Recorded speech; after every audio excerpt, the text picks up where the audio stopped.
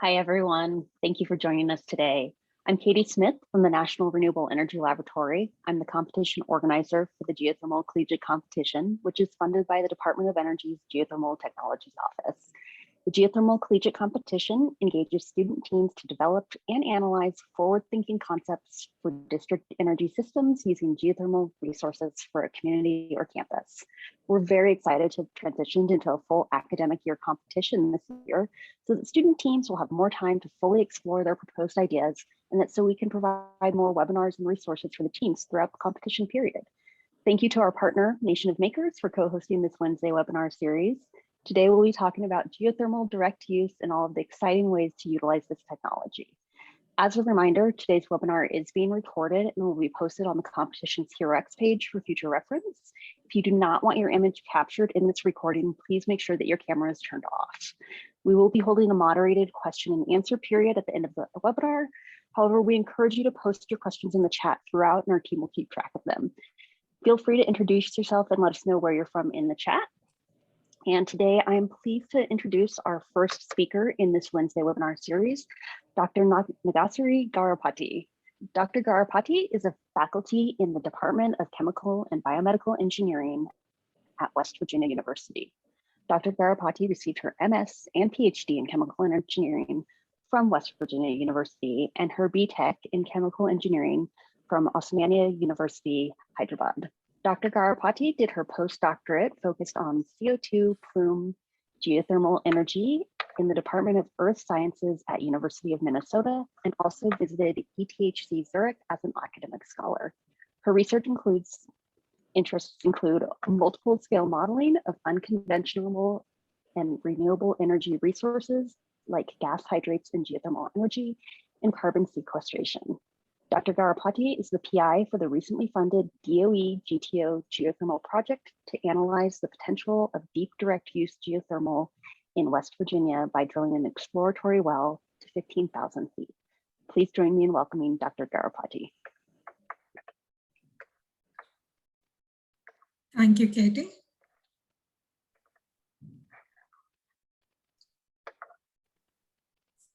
So today I'm going to talk a little bit about geothermal as well as main focus on geothermal direct use.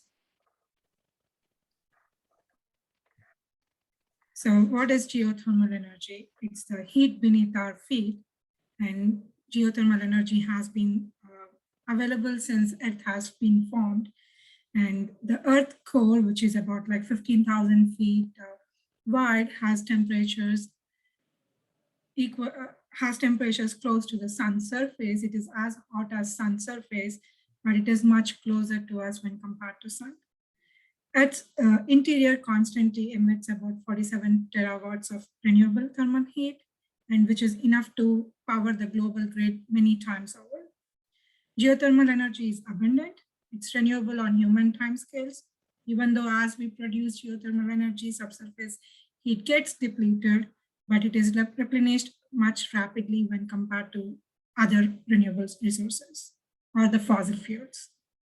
It is available all the time when compared to solar or wind.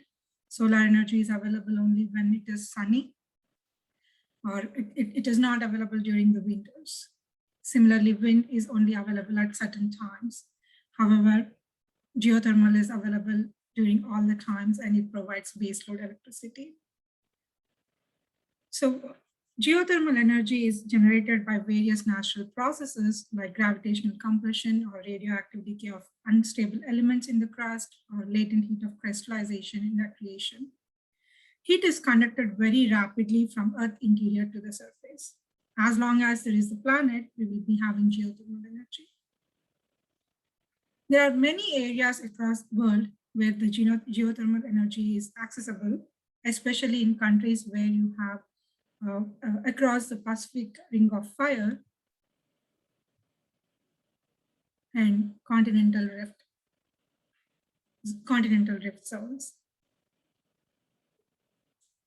We consider Earth to be a granite block, and if we consider a block of 8 kilometers by 5 kilometers by 4 kilometers, which is about 160 kilometer cube volume, and if we reduce the temperature from 250 degrees Celsius to 25 degrees Celsius, It would produce about 100 watts of energy, which is equivalent to US primary energy consumption annually. And through this, we can also save about 20 trillion barrels of oil. So within 160 kilometer cube of volume, we can produce about 100 watts of energy. So there is significant amount of energy that is available through geothermal. What is needed? What conditions are needed for us to, for a region to be feasible for geothermal energy extraction? The first one is the underground heat, the temperature at a relatively shallow depths.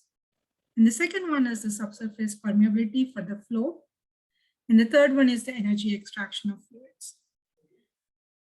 The energy extraction fluid could be water, typically it's water, but we can also use carbon dioxide, nitrogen, and other hydrocarbons. The first one is based on the geology, whereas the second and third can be engineered to enhance the amount of heat that can be extracted.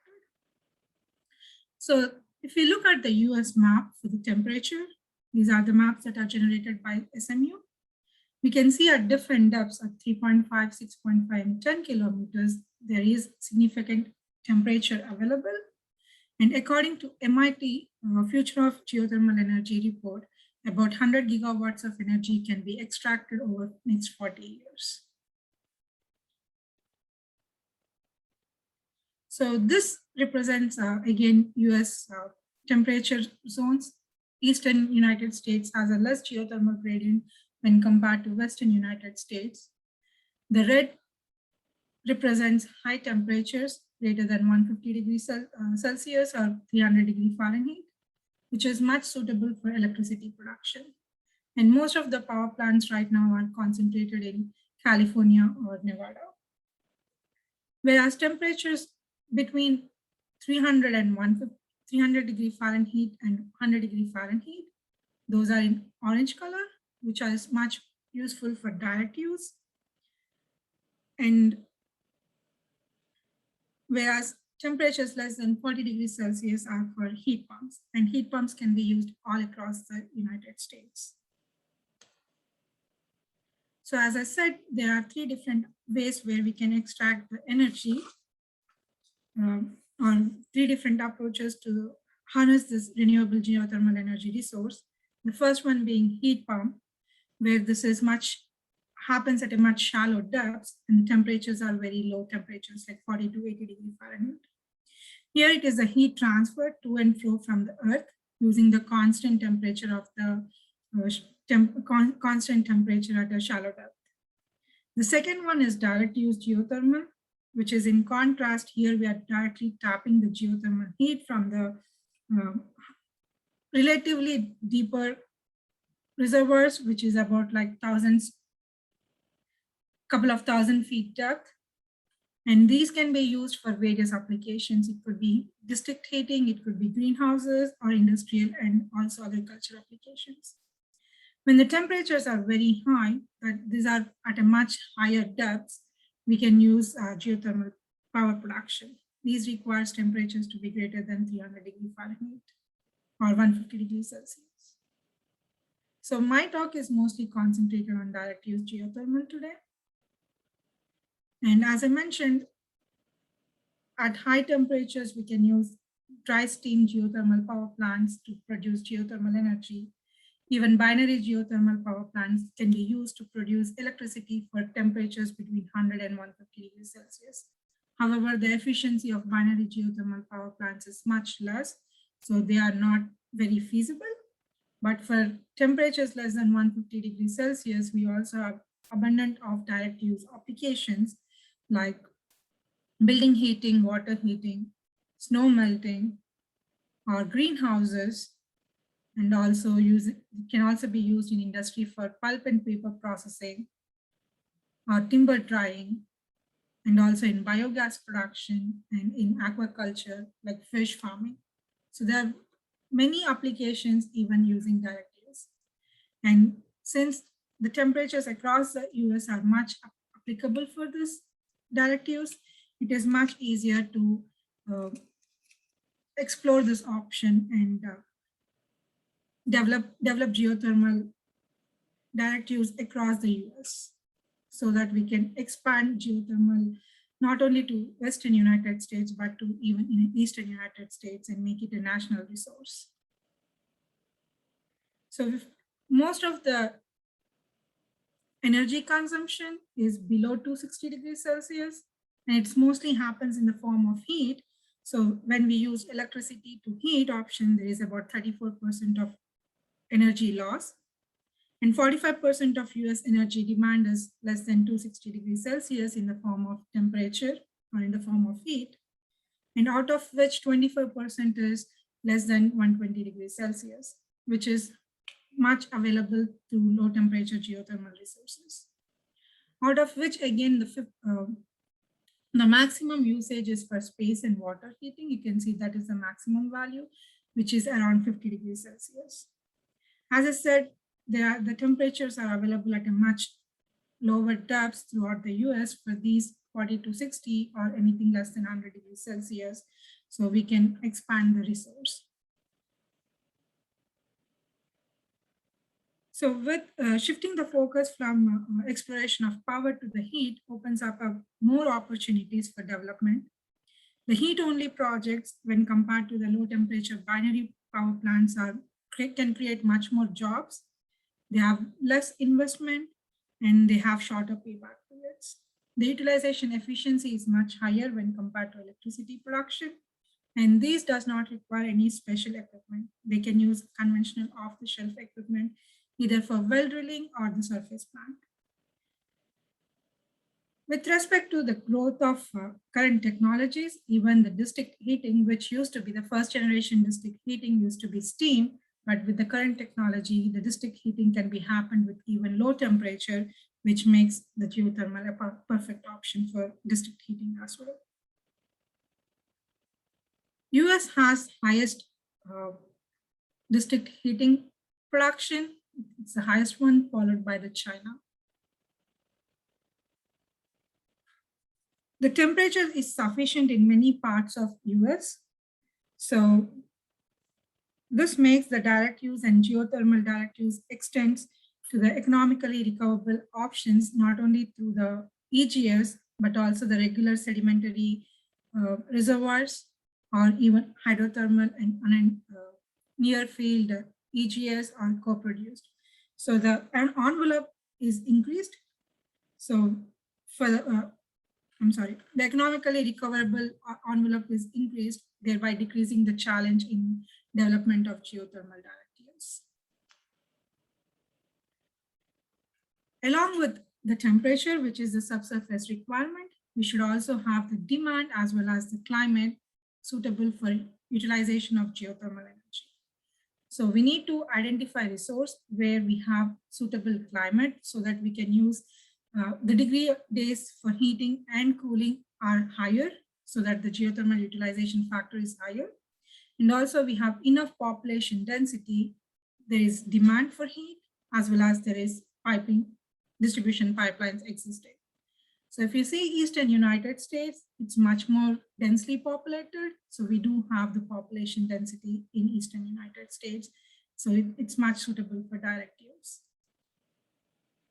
Whenever we are doing resource assessment or reservoir assessment, we need geological data. From that, we can assess the temperatures at different depths that is feed into the economic analysis. Also the demand assessment. From this, we'll get how much is the demand for temperature or how much is the flow requirement, that which goes again into your resource assessment if you are able to produce enough amount of flow. All of these goes into your economic analysis, and also we feed the road infrastructure and required flow into the surface distribution assessment, thereby engineering your surface plant and assessing what is the required cost, capital cost and operating cost. All of these goes into your economic analysis and will obtain primary levelized cost of heat. So here the graph here illustrates risk assessment with respect to different relative magnitude of risk and cost incurred during the geothermal development. During initial stages, when there is a pre-survey, the risk is very high. With time, the cumulative cost keeps increasing. After test drilling, that's when your risk and the risk is breakthrough. However, your cost is still higher. When the overall cost is higher when compared to the risk even after the test drilling because of the cumulative cost.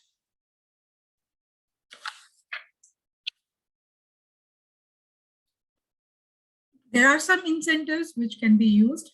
However, there are not many incentives for geothermal. There are some incentives like renewable tax credit. However, these incentives does not apply for the exploration and drilling phase, but these apply mostly for shorter time frames when compared to our geothermal development, which is more of which is longer time development, which requires at least 5 to 7 years. So these are very short term. So most of the geothermal development right now is based on federal grants or state grants. However, for wind, you can see we do have some tax credits, and we can see that whenever the tax credits have been removed, the installations has reduced. Hopefully we'll have some geothermal credits that can be used, and they are not short-lived, but they can be applied for a long term. The main components of geothermal direct use system includes the wells, the production system, which has production well, and then the injection well, along with the pipe peaking backup unit. And then we need a distribution system to distribute the heat to the users, consumers. And then finally, the central system where you have the heat exchanger to exchange the heat between geothermal fluid and the secondary fluid, and also this central centrifugal pump or central pump for pumping system. So well drilling, whenever we are drilling a well, the rig is about like it takes a very,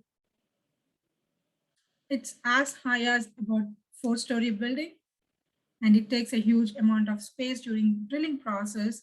But once the drilling is completed, it looks like a very plain, it just has one wellhead and it's as plain as possible. So there is no surface footprint in the long term. And these are some of the equipment that on the surface that are used. The plate and frame heat exchanger, where the heat is transferred from the geothermal fluid to the secondary fluid. The extraction of heat can be improved. The efficiency can be improved by using a heat pump. The geothermal heat can also be used in adsorption chillers in order to provide chilled water. So even geothermal heat can be used in cooling systems. So this is a distribution system across Boise City, which is the largest geothermal direct use or district heating system in US. And we can see it goes in, the distribution system is all across the city. So we need even the distribution lines or pipings existing for the geothermal direct use.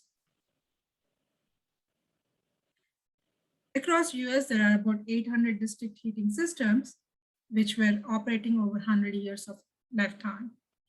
However, out of those 800, only 19 plus, about 19 are geothermal based.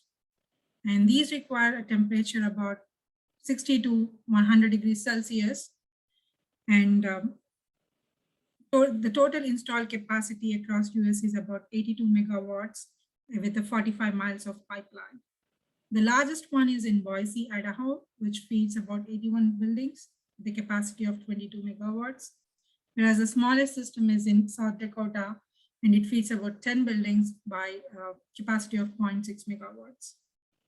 Boise, Idaho also has the oldest one, which is still operational. It gives heat to its historical society based on Warm Springs Water District. Whereas space heating, there are about 2,000 individual buildings that have been heated using geothermal resource over US. There are about 600 individual wells that have been drilled in Oregon, whereas 300 individual wells in Reno, Nevada.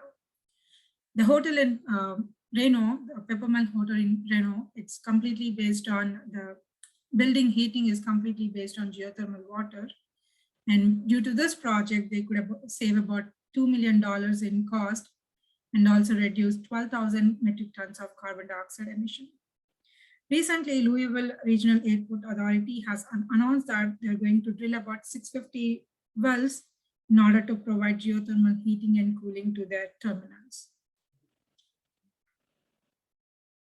Apart from district heating or space heating, geothermal direct use has other applications, which include industrial use, like in large facilities, which consists of onion dehydration or heat bleaching, but also small facilities like laundry facilities or beer brewing. These are some of the industrial and agricultural uses. And across US, there is about 38 megawatts of thermal energy used for these industrial and agriculture uses. And these requires subsequently a little bit higher temperatures when compared to district heating or other uses. Greenhouses, this requires very low temperature when compared to district heating or industrial applications. So this is usually cascaded with other systems. And for example, the water that is used to heat buildings is subsequently used for greenhouses. And the capacity or the operation size across US varies from 0.1 to 32 acres. These are used for vegetables, fruits, flowers, and different applications. Fish farming, direct use, another application is fish farming, where heat is used to maintain the water quality as well as disease control. The largest tilapia farm is in California. About 142 megawatts of energy is used for fish farming across US. It's also used in snow melting. So Oregon and Wyoming, there are two locations where snow melting is done by geothermal resources. Again, this also requires lower temperature resource, so this can be cascaded along with other systems. Cooling, as I said, with adsorption chillers, geothermal energy can also be used for cooling. And the best example is the Chena Ice Museum in Alaska. They use geothermal resource to maintain the museum at a temperature of 0 degrees Celsius throughout the year. And Chena Resort has a cascaded application. They use geothermal energy for power production, building heating, and ice museum, greenhouses. So they have a cascaded application. As I said, resort, it can also be used for resorts and spas. And this is available across the US. Large concentration of pools and spas are mostly seen in California and New Mexico. But even there is a resort in West Virginia that uses geothermal as its heat source for spa and pools. Again, this also requires a very low temperature, which is about 27 degrees Celsius. So this can be cascaded with other applications.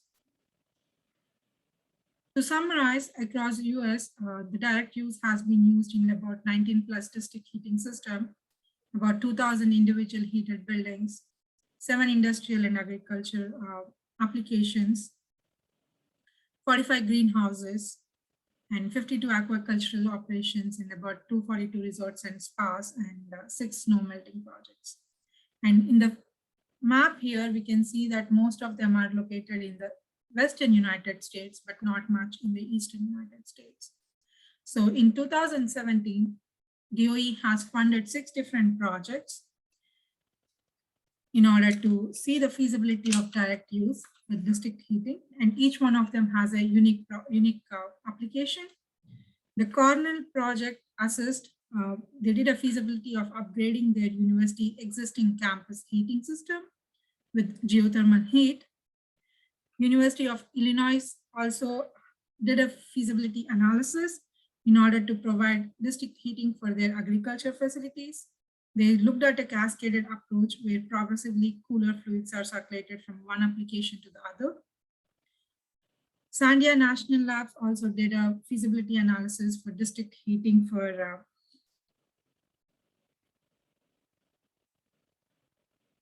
Hawthorne Army Depot and the city of Hawthorne. NREL has done a study with their partners in order to see how much of if geothermal is feasible to provide chilled water to a natural gas combined cycle power system.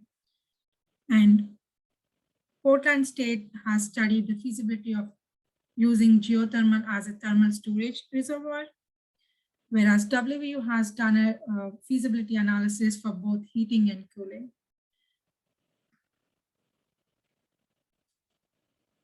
The case study or the summary of results from different projects. Each one of them have a different depth. Each one of them has a different reservoir temperature. And as I said, the applications are quite different. And we can see that Cornell has about like $5 per million BTU of base case levelized cost of heat. And WVU has about 17.5 million BTUs. After this, DOE has further funded for exploration projects. So it has funded WVU as well as Cornell to drill an exploratory and scientific well with a full logging and coring program in order to assess the resource assessment for development of geothermal district heating system and also do the techno-economic analysis. In order to do this, in order to develop a geothermal heating system or geothermal power plant, it's a multidisciplinary team. It requires multidisciplinary team, geologist or geochemist to assess the geothermal resource, engineers either to drilling engineers, petroleum engineers, or mechanical engineers for the surface plant, economics to do the techno-economic analysis, public policy in order to look into the environmental impacts as well as societal impacts, and other team either in terms of your facilities or maintenance engineers, etc. So it's a combination of all, it's a multidisciplinary field, and so is your collegiate competition. I think that's all I have, and I'll take any questions.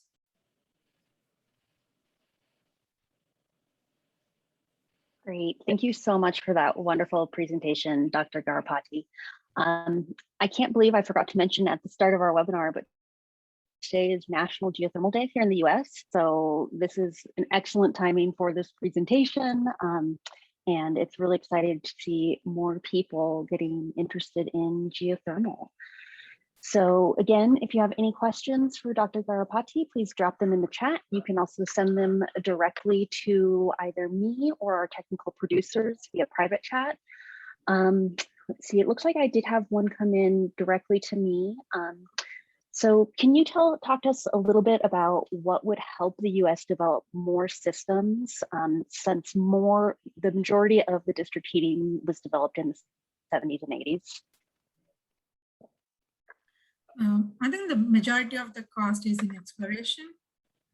And right now in Eastern United States, we don't have much of data available.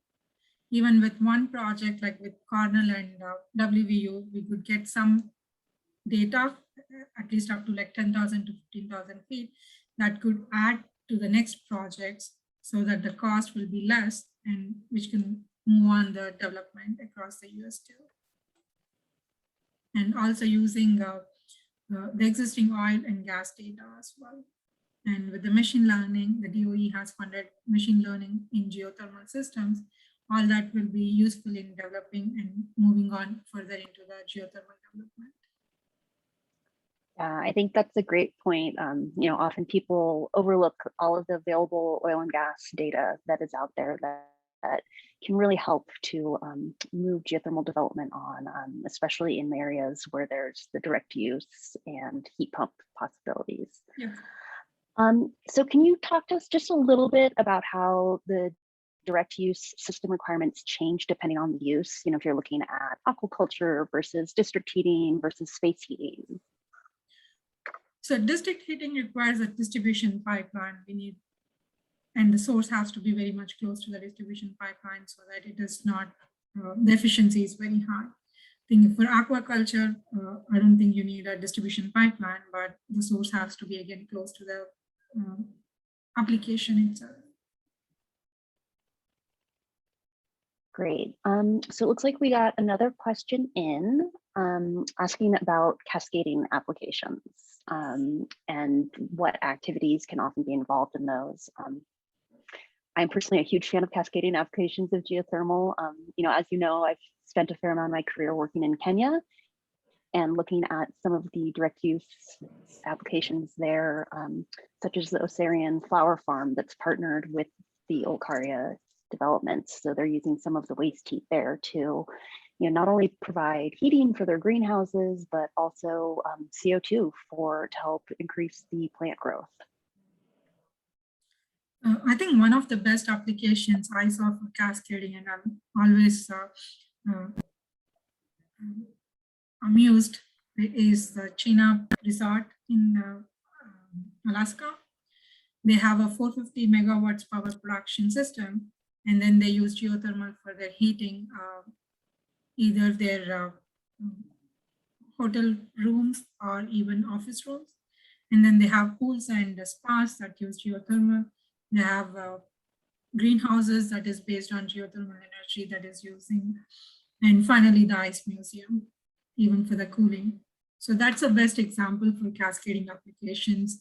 And I always get amused with their system. As far as WU, we are also considering cascading system along with building heating, which right now is based on steam-based district heating system. So we want to convert that steam-based district heating system by using a hybrid system, geothermal hybrid system. And then also we have a PRT, personal rapid transport, where the lines need heat during winters whenever we have snow, which is currently used using electricity or natural gas boilers. So we want to see if we can transfer that and use geothermal water. Great. Yeah, I think Chena Hot Springs is such a great example of all of the different things that can be used with direct use. And one day I'm going to go and stay in the ice hotel, even though everyone tells me it's freezing cold, which makes sense. So it looks definitely go. Yeah. So it looks like we have another audience question relating to direct use applications using geoloop pipes. Are you able to talk to that at all? So when geoloop pipes implies like geo exchange or ground source heat pumps?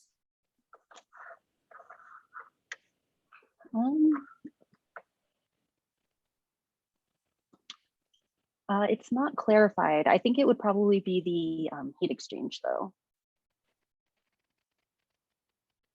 So as I said, like there are ground source heat pumps, and one of the recent examples is the Louisville Airport. They are drilling about 650 wells up to a depth of 500 feet so that they can use that heat for their terminals, both heating and cooling system. And in West Virginia, in Berkeley County, we have a school, Tuscarora Elementary High School, where they have about 42 wells drilled about like 400 feet depth. And they use that to heating and cooling of the entire school building. That's great. It looks like we have a bit of a hard-hitting question from one of our participants. So how many BTUs of gas do you need to burn at 600 to 3000 C to provide 42 C heat for space heating? And finding that answer will change the geothermal direct use landscape in the US. That's So definitely a difficult question to answer. I don't have the number top of my head about the amount of gas that would be needed. But as I said, like the efficiency with geothermal would be much higher when compared to burning gas at such a high temperature for a low temperature use. So yes, definitely finding answer to that question will change the landscape. yeah, and maybe one of our teams in the competition can help us narrow in on that answer this year. So that would be great. So do we have any other questions from the audience? Oh, here we go. Could you discuss the future of CO2 plume geothermal? What facet of geothermal do you see CO2 plume having the greatest impact on, direct use, power, etc.? And then what new challenges will be presented using CO2 as a fluid source? I've done some research on CO2 plume geothermal while working in Minnesota and ETH Zurich. That was my postdoc project. We did see that it has some advantages, especially when low temperature resources in power production. However, when it comes to the heat extraction in the direct use applications, it's not much efficient when compared to water. So I would think that CO2 from geothermal has more future in or more impact in power production when compared to direct use. As CO2 loses more energy when it travels through the production well when compared to water. So the exchange would be much less when compared to water, the exchange of heat or the extraction of heat in the form of thermal heat is less. But in terms of power, if we can use a CO2 turbine, supercritical CO2 turbine, then we would be able to extract more energy. Wonderful, thank you. Do we have any other questions for Dr. Nagasiri or Dr. Garapati? I'm sorry. And I'm happy to answer questions regarding the geothermal collegiate competition as well, since we have a bit of time left over today.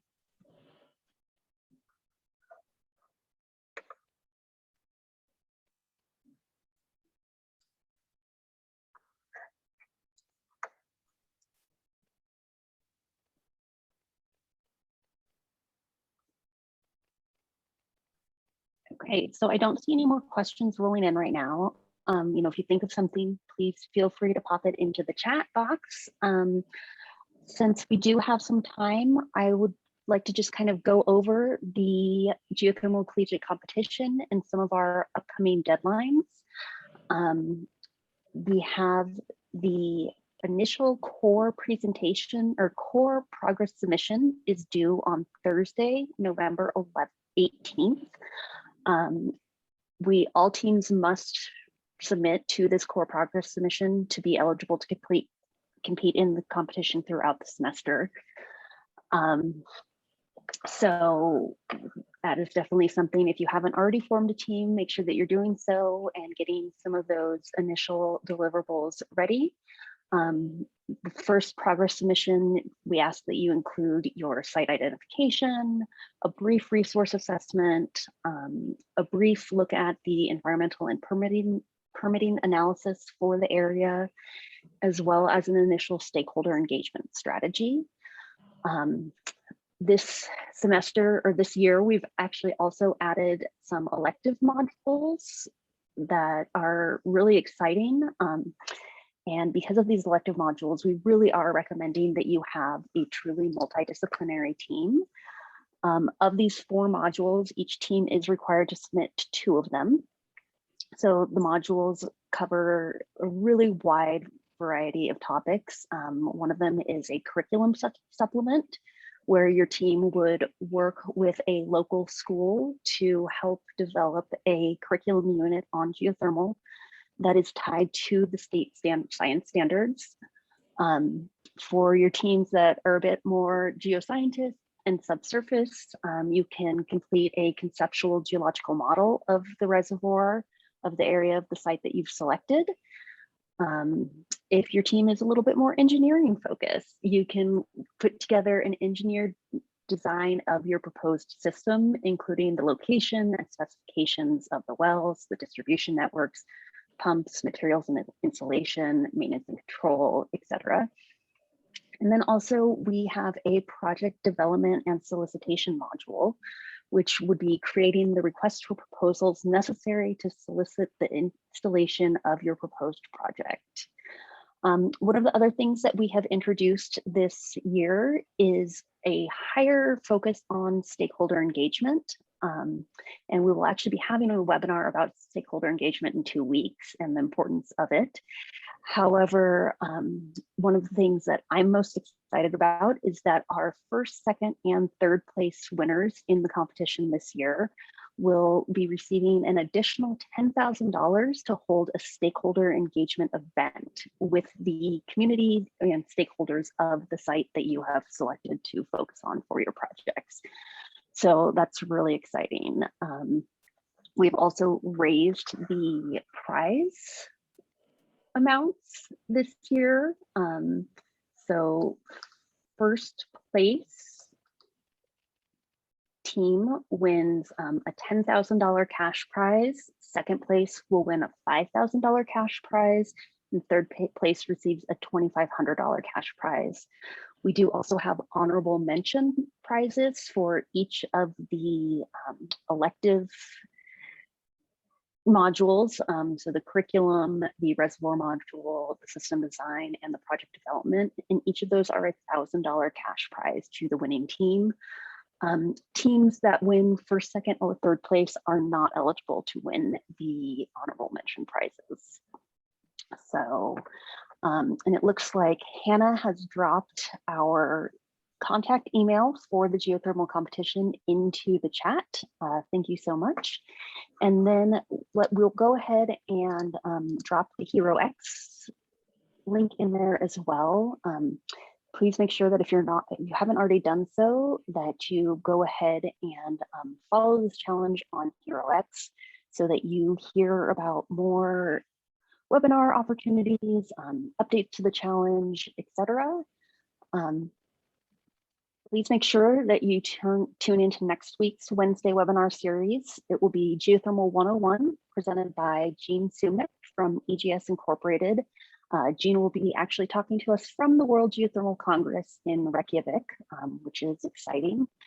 And I'm sad that I won't be there, but I will be there virtually. So as I said, if you haven't already done so, please make sure that you're following the competition on HeroX to receive those updates. The initial progress submissions for the competition is due Thursday, November 18th. So please make sure that you've reviewed the official rules, signed up your team, and are ready to submit those initial deliverables. And then one final thing, since today is National Geothermal Day here in the US, if you are interested in more activities around geothermal, Dr. Timothy Nisi from the Lawrence Berkeley National Laboratory will be giving a live tour of the Rock Dynamics and Imaging Lab on the Office of Efficiency and Renewable Energy's Facebook page, starting in about 15 minutes. So that's a great presentation that the Department of Energy's Geothermal Technologies Office has arranged for everyone. So if you have any additional questions, please make sure that you reach out to us at geo.competition@nrel.gov. Follow us on HeroX at www.herox.com/geocollegiatecompetition2022. And everyone will receive a brief survey post-event asking what you thought about today's webinar. Please take a moment to fill it out and let us know so that we can improve these Wednesday webinars as we progress through them. And we thank you all for being here today and submitting your feedback.